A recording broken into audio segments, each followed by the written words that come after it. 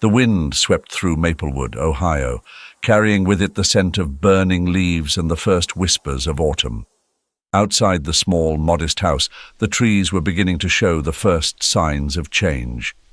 Inside, though, the air was thick, heavy, and stagnant, as if the very walls knew what was coming. Charlotte stood by the stove, stirring a pot of soup that barely smelled like anything at all.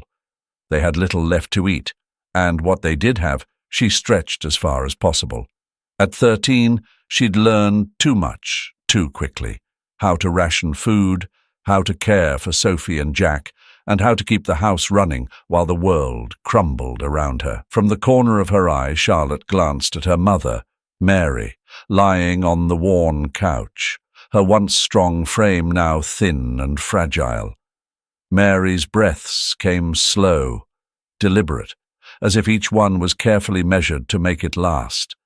The pale sunlight filtering through the window made her skin appear even paler, almost translucent. Her eyes fluttered open, meeting Charlotte's for a moment. They didn't need to say anything. They both knew.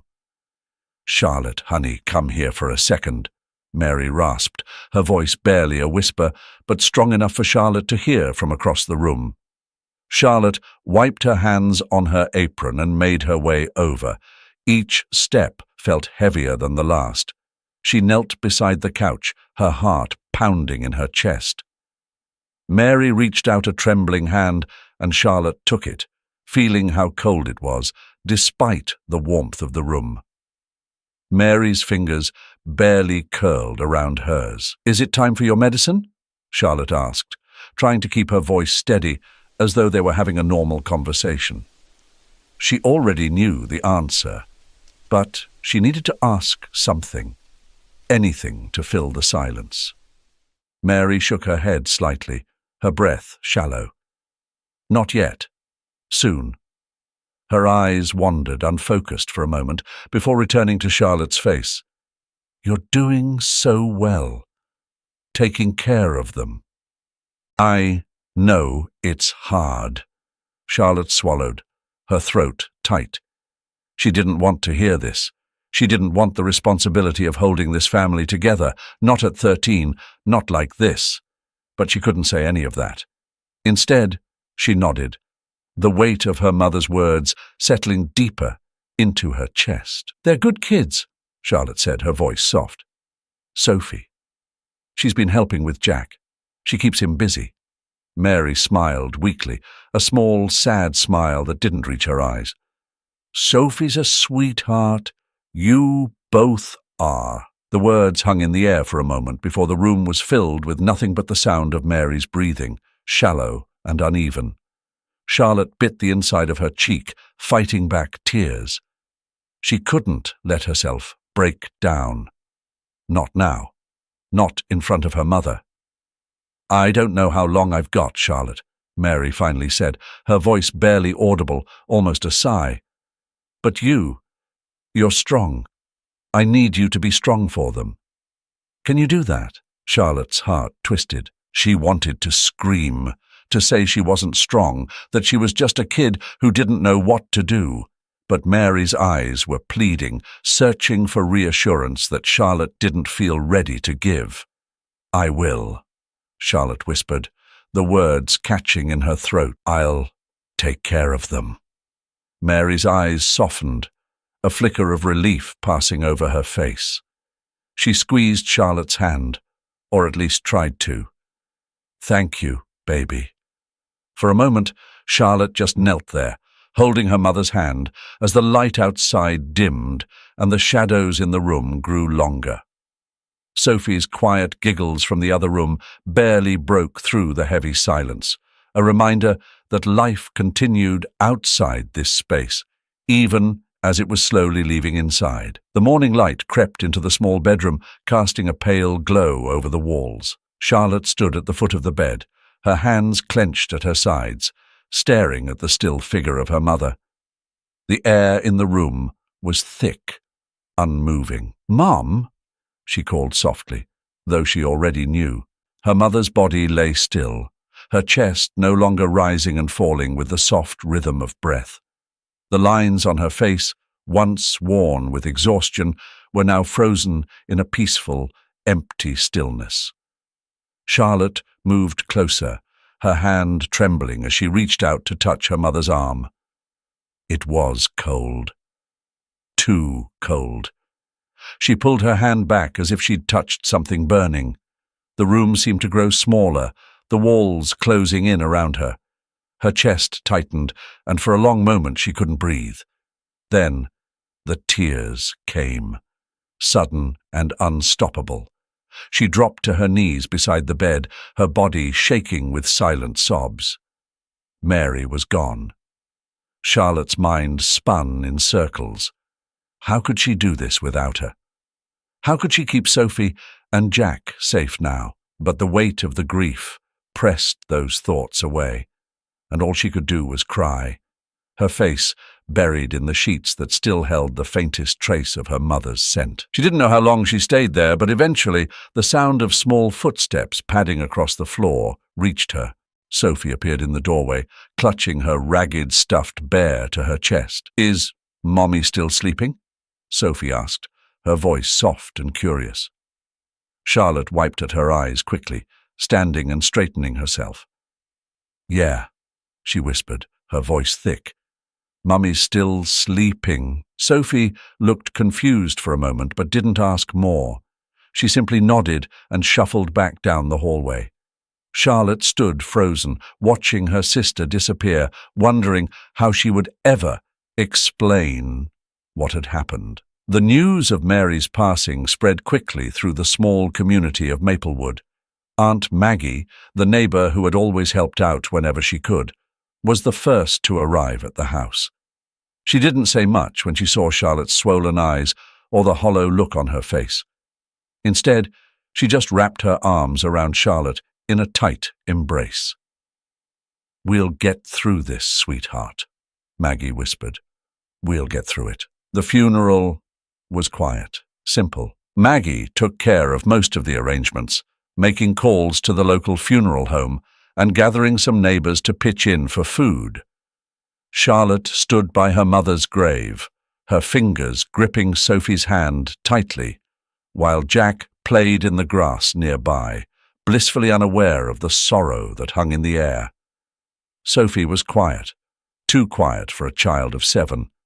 She looked around, her eyes wide with a kind of wonderment, not understanding why everyone was so sad. Charlotte could feel her sister's confusion, but didn't have the words to explain it. "Why is Mommy in the ground?" Sophie asked suddenly, tugging at Charlotte's arm. Her voice was small, fragile. Charlotte knelt down, meeting Sophie's eyes.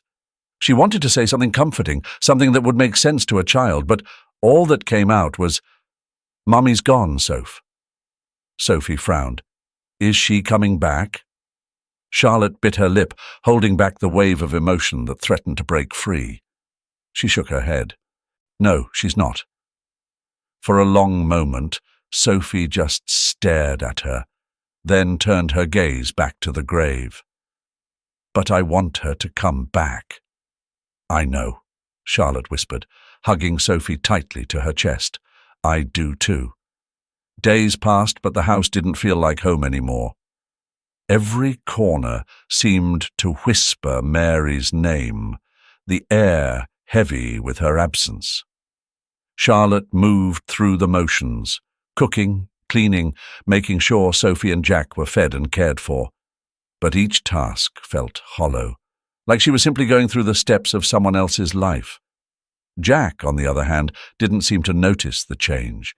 He laughed, played, and babbled in the way that only a 2-year-old could, blissfully unaware that anything had shifted in their world. Sophie watched him sometimes with a look of envy, as if she wished she could be so unaware. The weight of it all was too much for Charlotte to carry alone. Aunt Maggie visited often, bringing food and doing what she could to help. But Charlotte could see the worry in her eyes. She wasn't just worried about Mary, she was worried about the future. It came sooner than Charlotte had expected. One afternoon, a knock came at the door. Charlotte opened it to find 2 strangers standing on the porch, authorities. They wore grim expressions, their hands folded in front of them. "We're here about the children," one of them said, their voice professional but distant. "Given the circumstances, they can't stay here alone." Charlotte's heart sank. She didn't need them to explain further. She knew what was coming. "They'll be placed in a foster care center in Dayton," the other one said. Charlotte stood frozen, the world around her crumbling once more. The road stretched out endlessly ahead of them, fading into the grey horizon. Inside the car, silence hung heavy in the air, broken only by the soft hum of the engine. Charlotte sat rigidly in the back seat, Sophie on one side and Jack on the other. Sophie clutched her stuffed rabbit, her wide eyes staring out the window, while Jack, oblivious to the tension, fidgeted restlessly in Charlotte's lap. "Char, where are we going?" Sophie finally asked, her voice small and uncertain. Charlotte swallowed hard, her throat dry. She didn't have an answer that would make sense. What could she say? That everything was about to change? That the only home they had ever known was gone forever? She glanced at Sophie and then back out the window, her heart heavy with a mix of fear and resignation. "I don't know, Soph," Charlotte whispered, brushing a hand through Jack's soft curls. "But I'm here. We'll figure it out." The car bumped along the uneven road, and with each passing mile, the world they knew slipped further away. The sky outside grew darker, clouds thickening, as if the world itself mirrored the uncertainty ahead. When they arrived, the orphanage loomed before them. An old brick building, its walls worn by time and neglect.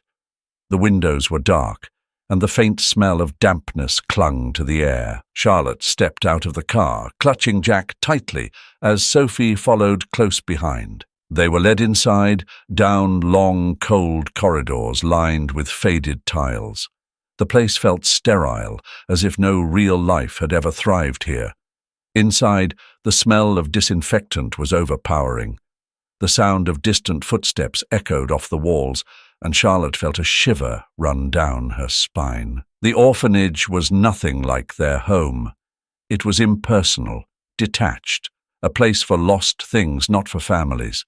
A woman in a pressed suit greeted them with a tight smile that didn't reach her eyes. "Welcome, children," she said in a clipped tone. "We'll take good care of you here." Charlotte nodded numbly.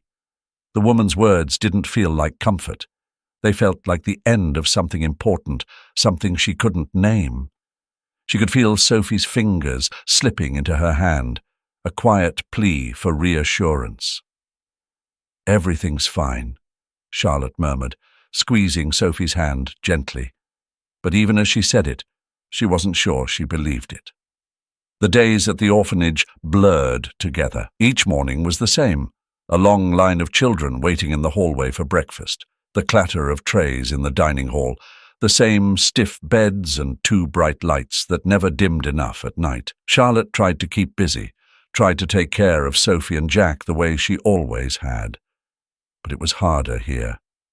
There were too many rules, too many eyes watching. Sophie, with her quiet sweetness and those big, innocent eyes, quickly caught the attention of one of the visiting couples. It started subtly, with the way they smiled at her, the way they lingered a little too long when they came to visit. At first, Charlotte tried to ignore it, but soon it became impossible to deny. One evening, as the children played quietly in the common room, Charlotte noticed the couple watching Sophie again. The woman, dressed in a smart coat and expensive shoes, knelt to talk to Sophie, her voice soft and kind. Sophie smiled shyly, clutching her stuffed rabbit a little tighter. Charlotte's heart sank. She knew what this meant. The realization hit her slowly, painfully.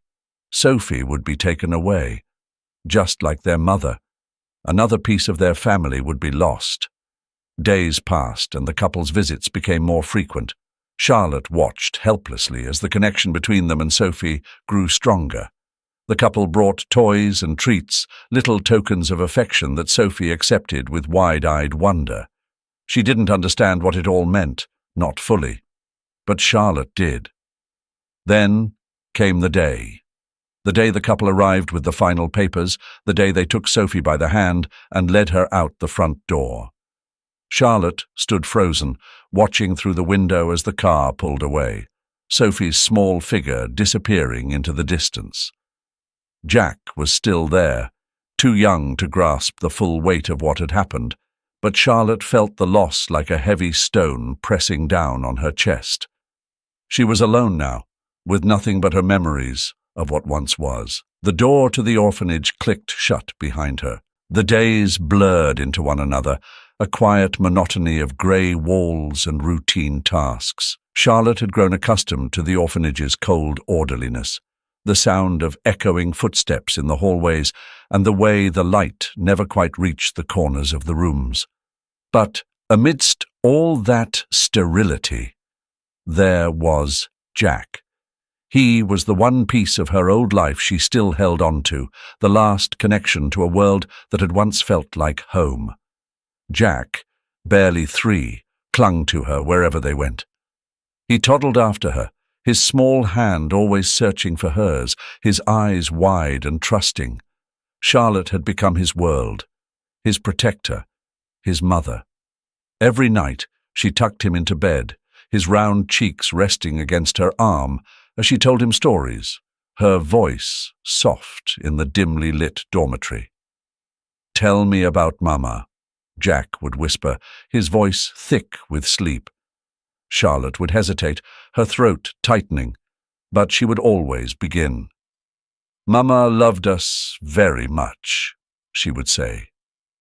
"She worked hard every day to keep us safe. She was kind, and she always smiled, even when she was tired." Jack's eyes would flutter closed as Charlotte spoke, the weight of her words lulling him to sleep. But for Charlotte, sleep never came easily. She would lie awake long after Jack had drifted off, staring at the ceiling and wondering how long she had before they came for him too. It started the same way it had with Sophie, quiet visits from prospective parents, their eyes lingering a little too long on Jack. Charlotte would notice the way they watched him, the way they spoke in hushed tones to the head of the orphanage. Her heart would pound every time. She knew what was coming, but she tried to ignore it, clinging to the hope that maybe this time would be different. But it wasn't. One morning, Charlotte was called into the head office. The woman behind the desk spoke in calm, measured tones, her words cutting through Charlotte's chest like a dull knife. Jack had been chosen for adoption. A couple had come forward, eager to take him in. They would be here at the end of the week. Charlotte sat frozen, her mind struggling to process the words. Jack. Her Jack. The little boy who had spent every moment of his life relying on her, looking to her for comfort and protection, was going to be taken away. She wanted to argue, to beg, to fight, but what could she say? What could a girl of 15 say to stop something she knew was inevitable? The days that followed felt like a blur. Jack was too young to understand, and Charlotte didn't dare tell him. She spent every waking moment with him, holding him tighter, playing with him longer, trying to soak up every second as if she could somehow stop time. At night, she lay next to him, feeling the steady rise and fall of his breath, knowing that soon it would be the last time. Then, the day came. Charlotte stood at the window, holding Jack's hand as they watched the car pull up. Her heart pounded in her chest, a sickening rhythm that echoed through her whole body.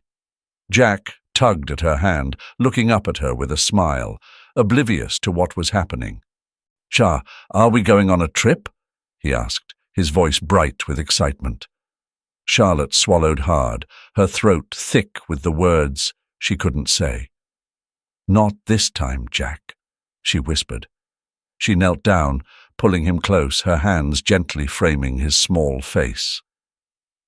You're going to go with some nice people for a little while, okay? But I'll always be with you. You remember that?" Jack nodded, his brow furrowing in confusion. "But I want to stay with you." Charlotte's chest tightened.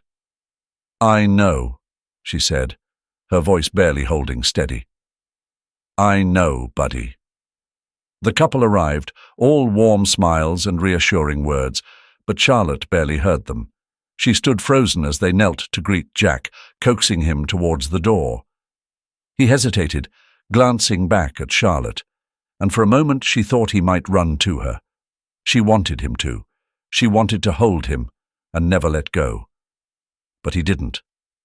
He turned, his small fingers slipping from hers as the couple led him outside. Charlotte watched from the doorway, her heart breaking with every step he took. The car door shut with a hollow thud, and then the car pulled away, taking Jack with it. She stood there long after they were gone, the emptiness in the house deepening, the silence growing heavier. Now, there was no one. The days in the orphanage passed like shadows, each one blending into the next with no real beginning or end. Charlotte had stopped keeping track of time. She had no family left, no Sophie, no Jack. The silence that followed their departures was deafening. She'd spent so long caring for them, holding on to whatever was left of her childhood through their laughter, their needs. Now, with them gone, there was nothing. She wandered the halls of the foster home like a ghost. The other kids played or argued in the common room, but Charlotte stayed apart. She wasn't angry at them. She just didn't have the energy to engage anymore. The once vibrant spark in her had dulled. She floated through the motions of each day, numb, barely registering the world around her, until she found the kitchen. It started one afternoon when the smell of bread baking drifted down the hall.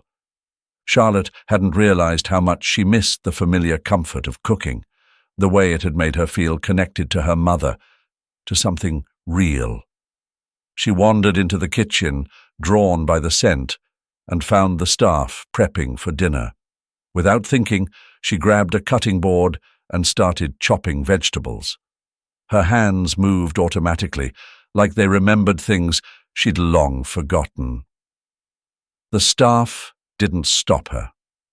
They exchanged glances but let her work, silently watching as she moved from one task to the next, more focused than she had been in weeks.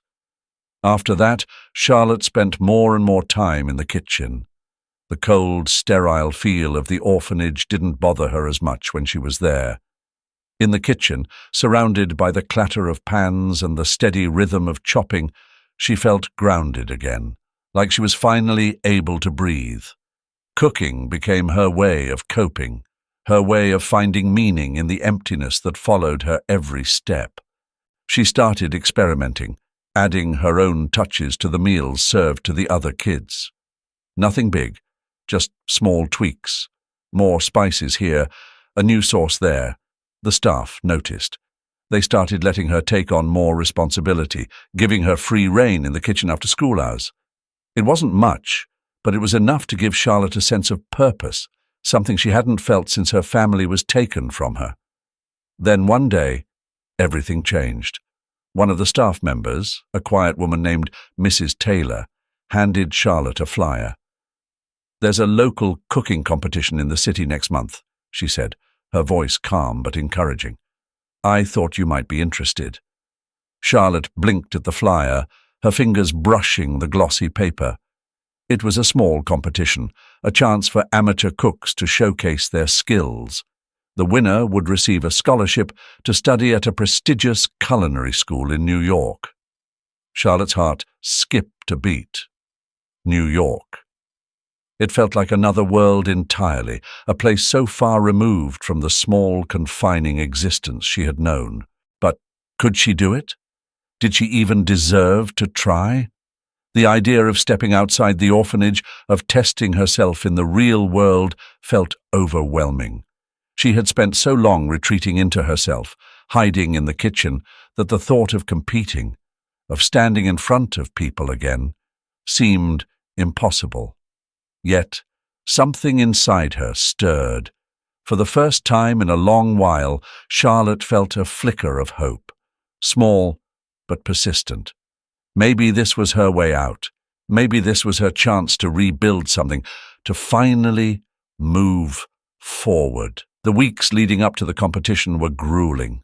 Charlotte spent every spare moment practicing, refining her dishes, perfecting her techniques. The kitchen became her sanctuary, the only place where she could block out the weight of everything she had lost. The staff encouraged her, giving her extra time and ingredients to experiment with.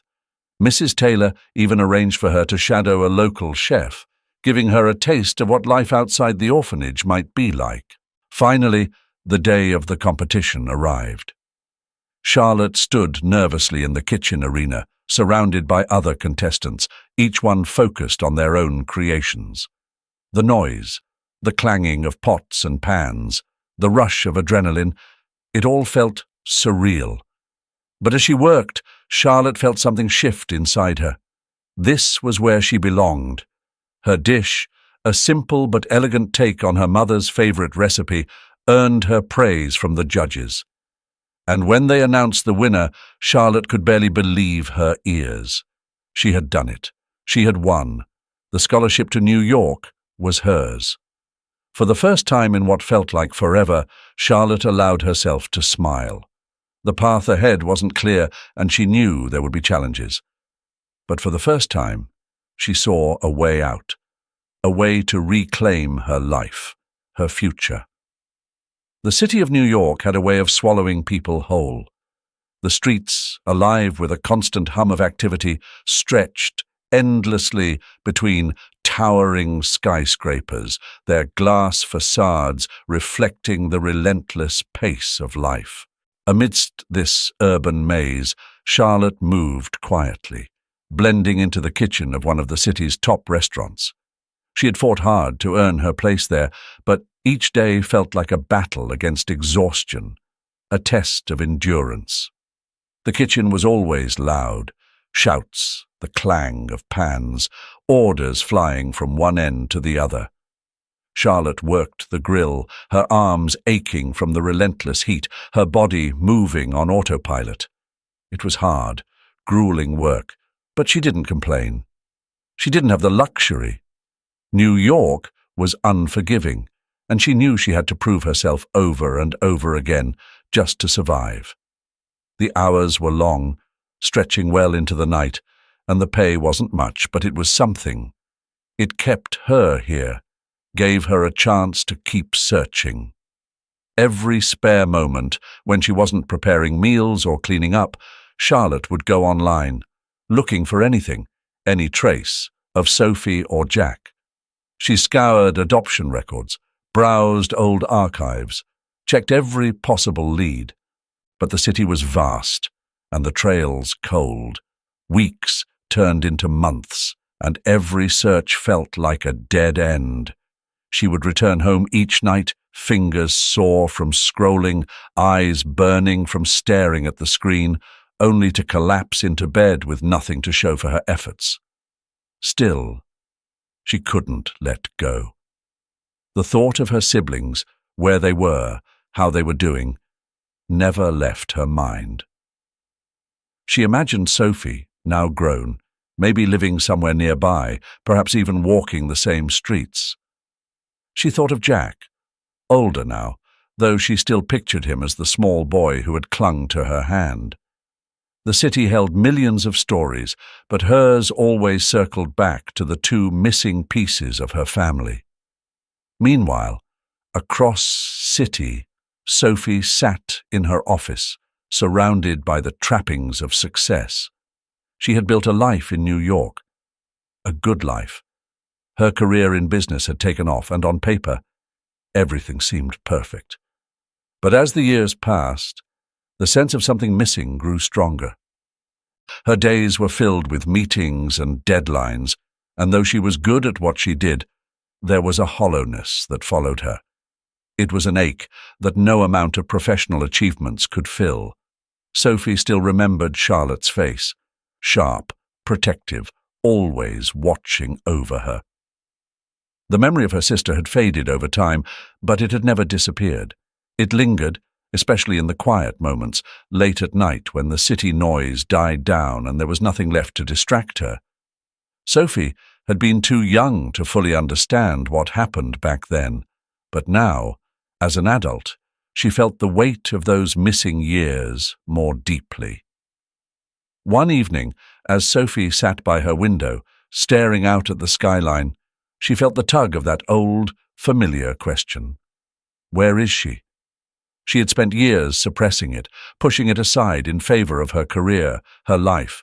But now, as the city lights flickered below, the need to know became overwhelming. The decision to search for Charlotte didn't come all at once. It was slow, building like the steady hum of traffic outside her window. Over the next few days, Sophie found herself thinking more and more about her sister, where she might be, what she might be doing. Eventually, she couldn't ignore it any longer. She had to know. Sophie started with records, old files from the foster care system, names she barely remembered from her childhood. The process was frustrating. So many records had been lost, misplaced, or buried under bureaucratic layers. But she persisted, making phone calls, tracking down whatever scraps of information she could find. The autumn air in Indianapolis had a bite to it, sharp and unforgiving. Jack walked across campus, hands shoved deep into his coat pockets, his head down as the wind tugged at his collar. Classes were the usual blur of lectures and notes, but his mind was elsewhere, lost in the gaps of a past he barely remembered. At 20, Jack had built a good life for himself, or at least that's what everyone said. That's what. He had a scholarship to study mechanical engineering, a close-knit group of friends, and a family that loved him. His adoptive parents had given him everything: support, encouragement, and a sense of belonging. But even with all their warmth, there was a quiet part of him that felt untethered, as if a piece of him had been left behind somewhere he couldn't reach. Memories of his early childhood were foggy at best. He had flashes of faces, moments that surfaced when he least expected them. A woman's voice, soft but firm. His sister's hands, always guiding him, always there when he needed them. But no matter how hard he tried, he couldn't hold on to those memories long enough to make them feel real. He remembered Charlotte more than Sophie.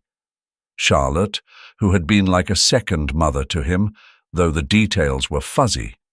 It was her face he saw in dreams sometimes, her voice calling him in the distance. But when he woke, it always faded like mist. The thought gnawed at him, this constant itch to know more about the sisters he had been separated from. His adoptive parents had never hidden the truth from him. They told him he had 2 sisters, but the paperwork had been minimal, the records sparse. No names, no addresses, just the vague outline of a family he had once belonged to. Lately, the need to know had grown stronger, more insistent. It was as if something inside him had shifted, demanding answers he couldn't ignore any longer. He had tried to talk himself out of it, to convince himself that the life he had now should be enough. But it wasn't. Not when his past remained a mystery he hadn't solved. One evening, after a long day of classes, Jack found himself sitting at his desk, staring at an old shoebox his adoptive mother had given him when he was 12. It contained what little was left of his life before he was adopted. A few toys, a blanket, and a handful of photographs. He hadn't looked through it in years, but tonight, something pulled him back to it. He opened the box slowly, as if the answers he was searching for might somehow be buried inside. The smell of old paper and dust rose up as he sifted through the contents. His fingers brushed against the edge of a photograph, worn and faded with time. He pulled it out, staring at the image of a young girl, her dark hair tucked behind her ears, her expression serious but warm. Charlotte. Jack's heart clenched as he studied the photo, trying to reconcile the girl in the picture with the fragmented memories in his mind. This was her, the sister who had taken care of him, the one who had been there when their mother wasn't.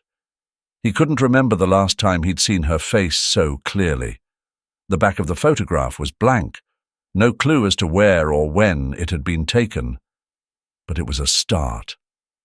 Jack held the picture in his hands, his mind racing with questions.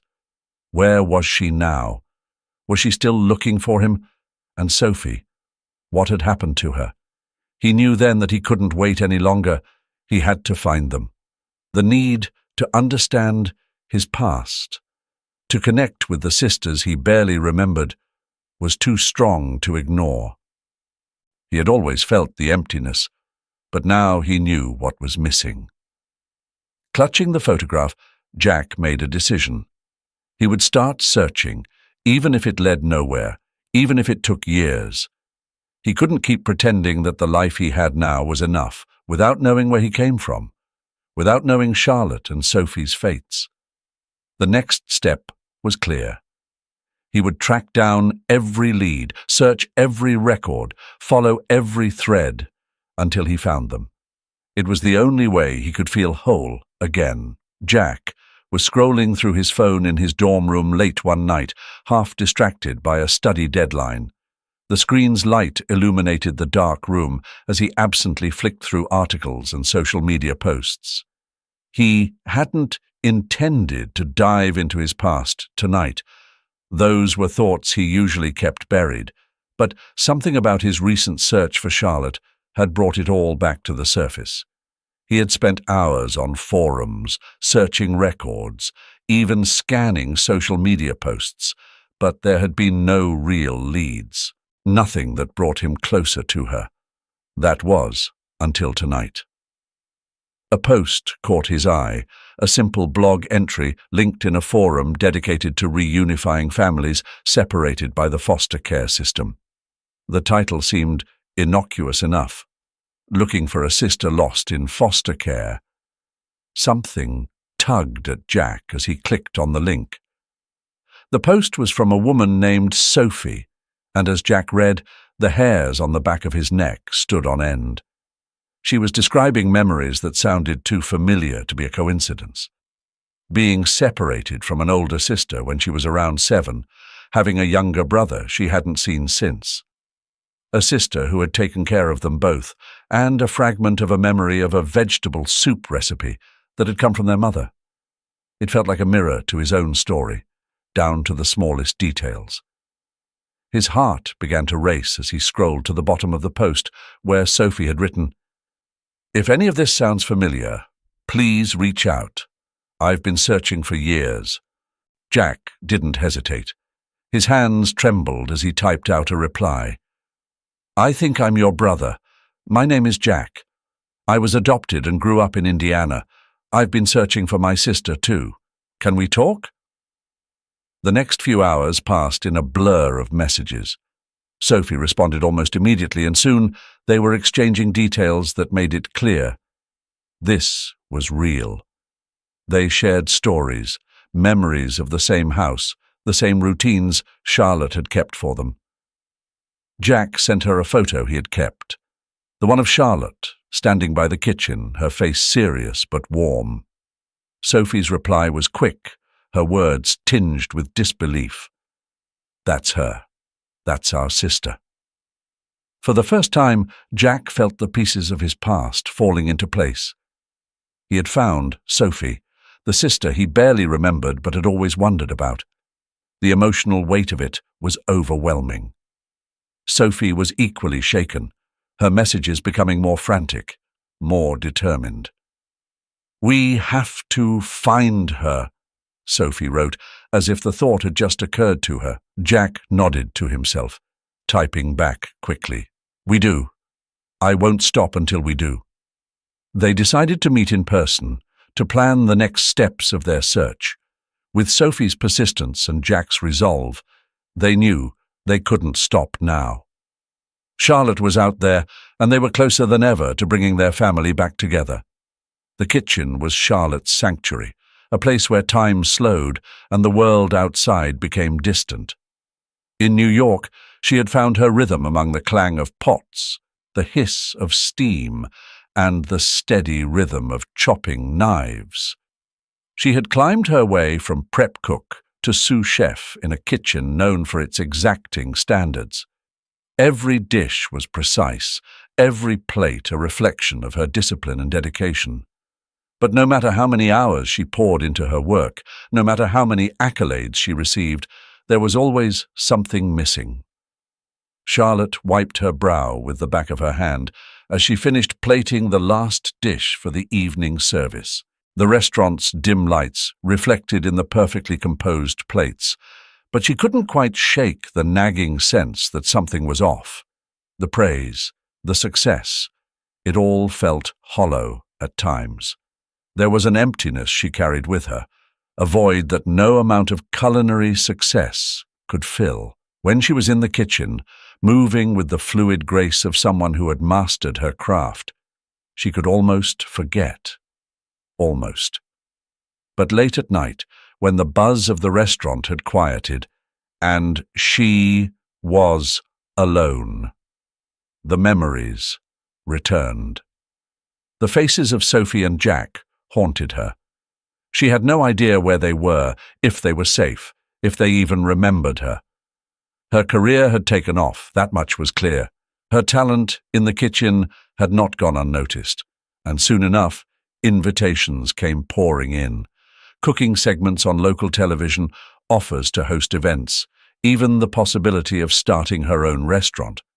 But one opportunity stood out among the rest: a national cooking competition. It was high profile, broadcasted live to millions of viewers. For most chefs, it was a career-defining moment. For Charlotte, it was more than that. She stood in the center of the brightly lit set, surrounded by the buzz of cameras and producers. The lights were blinding, but Charlotte's focus was elsewhere. She had entered this competition for more than just the title. The exposure, the reach of the show, it was her chance. Her chance to be seen, to be heard, and maybe, just maybe, to reconnect with the family she had lost. The challenge for the episode was simple: prepare a dish that told your story, a dish that reflected your journey. Charlotte's hands moved instinctively, the ingredients coming together with practiced ease. But her mind was elsewhere. She could feel the weight of the cameras on her, the eyes of the judges, but she pushed it all aside. She wasn't cooking for them. She was cooking for Sophie, for Jack, for the family that had been torn apart. As she plated the final dish, her mother's vegetable soup, elevated with delicate touches of her own, the memories flooded back. The smell, the taste, the warmth of the kitchen in the small home where she had cared for her siblings. She hadn't made this dish in years, but it felt like the only way to tell her story. A story of love, loss, and survival. The host called her forward, and Charlotte stepped up, her heart pounding. She was used to high-stakes environments, but this was different. As the judges tasted her dish, the host asked the inevitable question: what inspired this dish? For a moment, Charlotte hesitated. She glanced at the camera, knowing millions of eyes were on her. Then, with a steady breath, she began. This dish it's about my family. I grew up in foster care, separated from my younger siblings when I was barely a teenager. This soup was something my mother used to make for us, and when she passed, I took over, cooking for my brother and sister. It was the last meal we had together before we were taken away from each other. Her voice wavered slightly, but she pushed through. I don't know where they are now. I haven't seen them in years. But if they're watching, I want them to know I'm still here. I've made a life for myself. but I've never stopped thinking about them." The room was silent for a moment, the weight of her words hanging in the air. Charlotte felt the tension in her chest, the vulnerability of baring her soul to strangers, but she had said what she needed to say. For the first time in years, she felt something close to peace. As she stepped back, the camera zoomed in on her, capturing every flicker of emotion. Somewhere out there, Sophie and Jack might be watching, and that was enough. Jack hadn't planned on watching TV that night. He had an exam coming up, and there were textbooks spread out on the coffee table in front of him, but he hadn't been able to concentrate. His mind was restless, still swirling with thoughts about the photograph of Charlotte he had found. He picked up the remote, hoping for some background noise, something to drown out the uncertainty gnawing at him. He flipped through channels absent-mindedly until something made him pause. A cooking show. Not just any show, though. It was the national competition he had heard about in passing. He was about to change the channel when the camera panned to the woman at the center of the screen. Jack froze. There was something familiar about her, the way she moved, the serious look in her eyes. He leaned forward, his heart pounding in his chest. "Charlotte," he whispered, his voice barely audible. Sophie, who had been sitting in the next room, heard him. "What did you say?" Jack didn't answer. He couldn't tear his eyes away from the screen. The woman, the chef, was talking now, her voice soft but clear. She was telling her story. The words hit Jack like a freight train. "I grew up in foster care, separated from my siblings after our mother passed away," Charlotte said, her voice trembling slightly. "We were split up, and I haven't seen them since.